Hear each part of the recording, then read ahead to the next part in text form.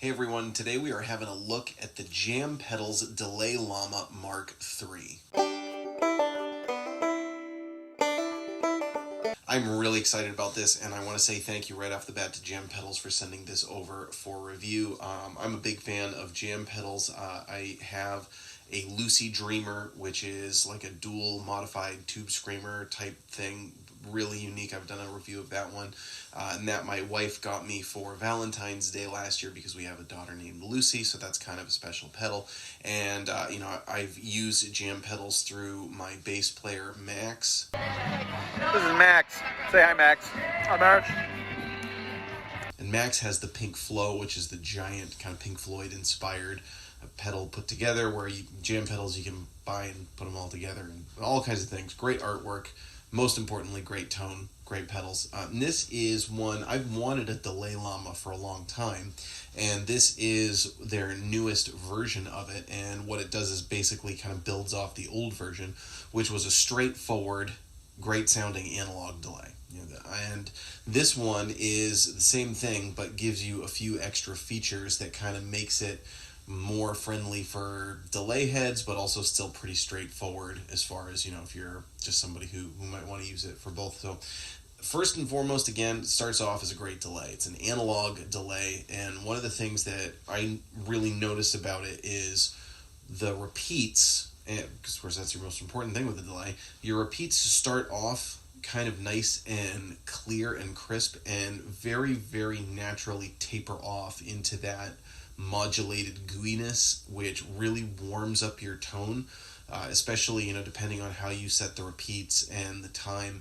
They just kind of add that warm naturalness to your tone that can kind of fill out your sound, but without just muddying it up.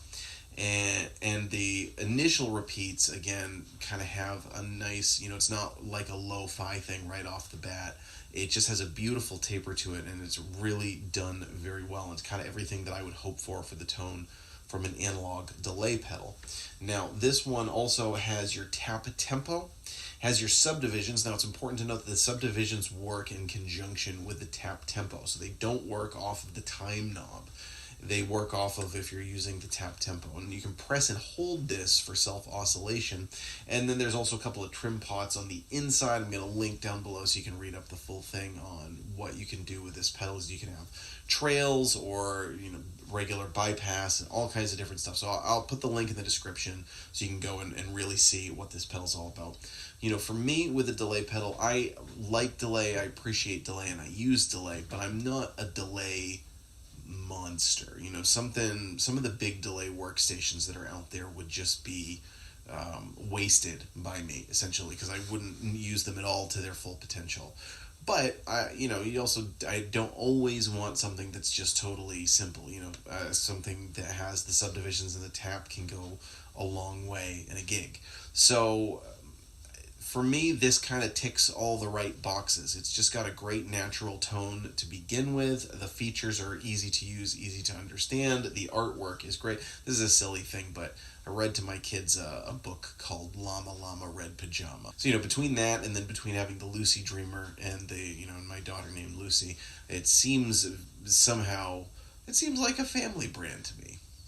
I don't know, maybe that's cheesy, maybe it's not, maybe you love it, So today I'm plugging into a Vox AC30. You are hearing the Lucy Dreamer for the overdriven tones. I'm using a Rickenbacker 620 loaded with Gemini pickups, and I'm also using a Gibson Les Paul loaded with Righteous Sound humbuckers or Brielle set.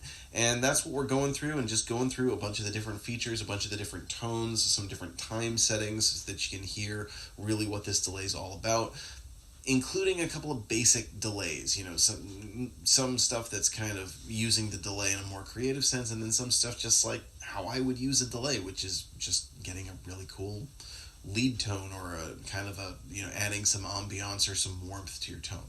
So let us know what you think in the comments. Have you tried any of the iterations of the Jam Delay Llama? Do you play other Jam pedals? Please let us know. I'm Jack Fossett. Remember to like, share, and subscribe, and I hope you enjoy the rest of the video.